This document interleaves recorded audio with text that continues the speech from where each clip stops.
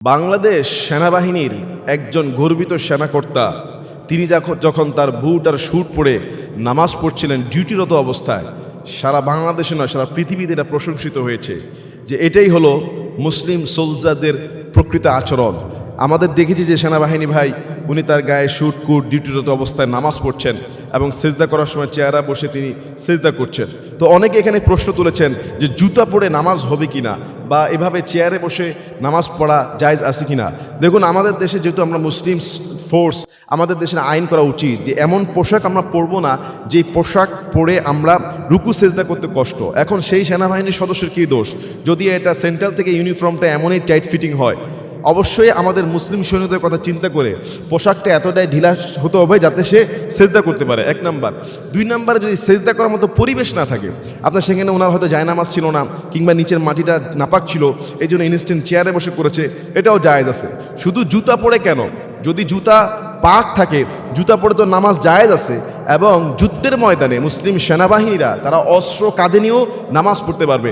যখন যুদ্ধ চলবে, যখন তার ইমার্জেন্সি ডিউটি থাকবে, যখন শত্রুর আক্রমণ থেকে ভয়ের আশঙ্কা থাকবে, তখন সেনাবাহিনীরা জুতা পরে কাঁধের মধ্যে অস্ত্র নিয়ে তারা সালাত আদায় করতে পারবে। একজন ইমামতি করবেন, 1 রাকাত পরে একদল সরে যাবে, আরেক রাকাত পরে আরেক দল আসবে, এভাবে সৈন্য পাহারা দিবে। ইসলাম ভাই অনেক সহজ।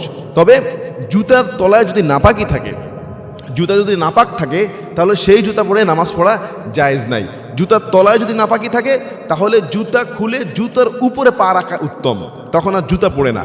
আর পাক যদি জুতা হয়, জুতা যদি পাক থাকে তাহলে আপনি জুতা পরেই নামাজ পড়েন, কোনো সমস্যা নেই।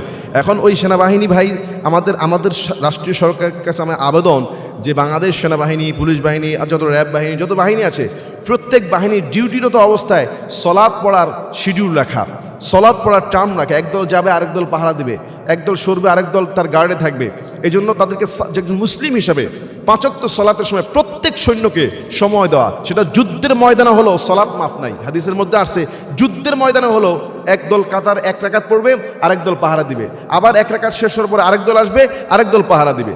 তাহলে আমাদের এই বাংলাদেশ সেনাবাহিনী যেটা করেছেন, উনি ডিউটিরত অবস্থায় চেষ্টা করেছেন। আমরা ওনাকে দোয়া করি ওনার মতো প্রত্যেকটা সৈন্যকে আল্লাহ নামাজি বানাক এবং সরকার যেন নামাজের ব্যবস্থা করে, নামাজের মতো পোশাক সেইভাবে তৈরি করে এবং জুতা যেন সেইভাবে তাদেরকে খুলে, দেখা গেছে ইউনিফর্ম খুললে আবার কোন ঝামেলা পড়ে, খুলে যেন নামাজ পড়ার সুন্দর ব্যবস্থা রেখে দেয়। আল্লাহ আমাদের সবাইকে বুঝার আমল করার তৌফিক দান করুন, আল্লাহুম্মা আমিন। কবর জিয়ারত করার সঠিক নিয়ম কি? আমরা দেখি অনেক রাজনৈতিক কবরগুলো একবারে মহিলারা গিয়ে দেদারসে সেখানে ধাক্কাধাক্কি করছে। আমরা দেখি বিভিন্ন ফুটেজে, এই যে আমাদের বেগম খালেদা জিয়া মারা গিয়েছে, ওখানে মহিলারা কবরস্থানের সামনে গিয়ে হাউ মাউ কাউ কাউ ফুল দিতে গিয়ে একজন আরেকজনের গায়ে পড়তেছে, ধাক্কাধাক্কি শুরু হয়ে গিয়েছে। আবার পুরুষরা যখন যায় কবরের উপরে ফুল দিতে গিয়ে ধাক্কাধাক্কি শুরু করে দেয়। আসলে কবর জিয়ারতের সঠিক নিয়মটা কি? একজন মুসলমান হিসেবে যদি আমরা না জানি, সব কিছুর ভিতরে যদি রাষ্ট্রীয় কালচার বা সামাজিক কালচার আমরা রাজনৈতিক সিস্টেম ঢুকায় দেই, তাহলে কিন্তু মৃত ব্যক্তির রহমতের বদৌলতে আযাব আসবে। প্রিয় ভাইয়েরা, কবরের সামনে গিয়ে প্রথমে সালাম দেওয়া, আসসালামু আলাইকুম ইয়া আহলাল কবুর। আর আমাদের দেশে করি কি, কোনো সেলিব্রিটি বা কোনো রাজনৈতিক পলিটিক্যাল খ্যাতিম্যানের কবরে যখন আমরা যাই, একেবারে ফুলের ডালা নিয়ে, এরপরে ক্যামেরাম্যান রেডি থাকে, কে ছবি তুলবে, কে প্রথম কাতারে দাঁড়াবে, ধাক্কা ধাক্কি, আবার নারী পুরুষের ভিতরে থাকে। নাউজুবিল্লাহ। মহিলাদের কবরস্থানে যাওয়াই নিষেধ। কোনো মহিলারা কবরস্থানে কোনো অবস্থাতেই যেতে পারবে না, কেননা এখানে ফিতনার আশঙ্কা আছে। এখানে এটা মহিলাদের জায়গা না। হ্যাঁ, মহিলারা যদি কোনো কবরস্থানের পাশের রাস্তা দিয়ে হেঁটে যায় তাহলে কবরকে সালাম দেবে, কোনো সমস্যা নেই। একেবারে যদি বেশি আবেগপ্রবণ হয়, নিজের বাবার কবর, স্বামীর কবর, মেয়ের কবর, ছেলের কবর, একাকী যখন কবরস্থান নিরিবিলি থাকবে, কোনো সমস্যা থাকবে না, মাঝে মধ্যে আসতে পারে, দূর থেকে দেখতে পাবে। কিন্তু আমাদের দেশে হয় কি, নারীদের জন্য তো জিয়ারতের অনুমতি নাই, তবে কেউ চাইলে ইখতিলাফ আছে, করতে পারে, তবে পরিবেশ যদি ঠিক থাকে। আর পুরুষ যখন আপনার জিয়ারত করবো, কবরের সামনে গিয়ে সালাম দেওয়া, আসসালামু আলাইকুম ইয়া আহলাল কবুর। এরপরে আপনি কবরবাসীর জন্য, যার জন্য মাগফিরাতের দোয়া করা, তার জন্য ক্ষমা প্রার্থনা করা, ইস্তেগফার পড়া, দুরুদুস সালাম পড়ে আল্লাহর কাছে দোয়া করুন আপনি তার জন্য, আল্লাহ তাকে ক্ষমা করে দেন, তার গুনাহকে মাফ করে দেন, তার কবরকে জান্নাতের বাগান বানিয়ে দেন। আপনি কিবলামুখী হয়ে দোয়া করবেন, কবরের সামনে দাঁড়িয়ে কিবলামুখী আল্লাহর কাছে দোয়া করবেন।